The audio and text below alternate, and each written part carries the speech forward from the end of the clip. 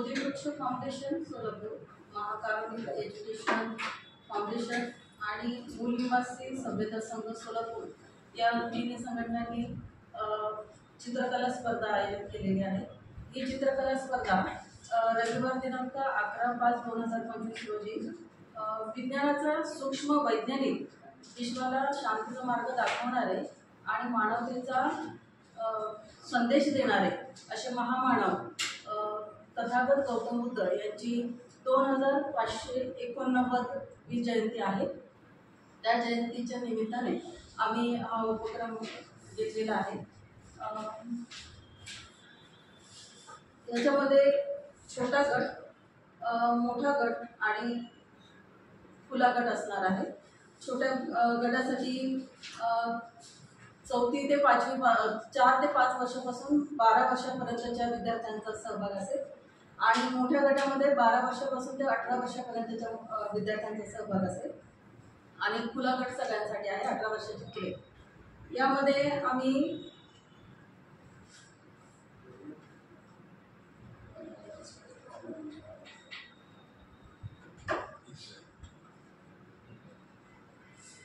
स्पर्धकांना आम्ही याच्यामध्ये चित्र काढण्यासाठी कागद पुरवले जाते, रंग, ब्रश, पॅड, स्टँड इत्यादी त्यांनी स्वतः आणायचे आहेत।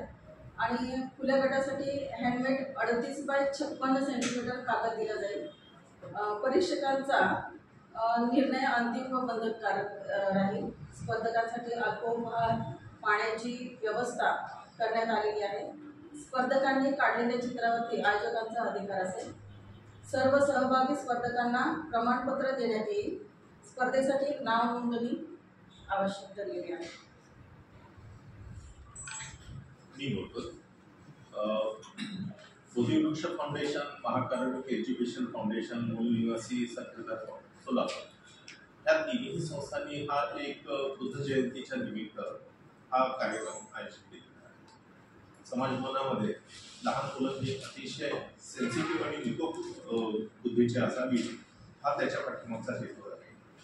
बुद्धांनी जो सांगितलेला संदेश आहे, समाजाच्या प्रती जो काही संदेश दिला होता तो त्याची वाढ व्हावी, बुद्धी व्हावी हा एक प्रामाणिक हेतू ठेवून चित्रकला स्पर्धा आयोजित केलेली आहे।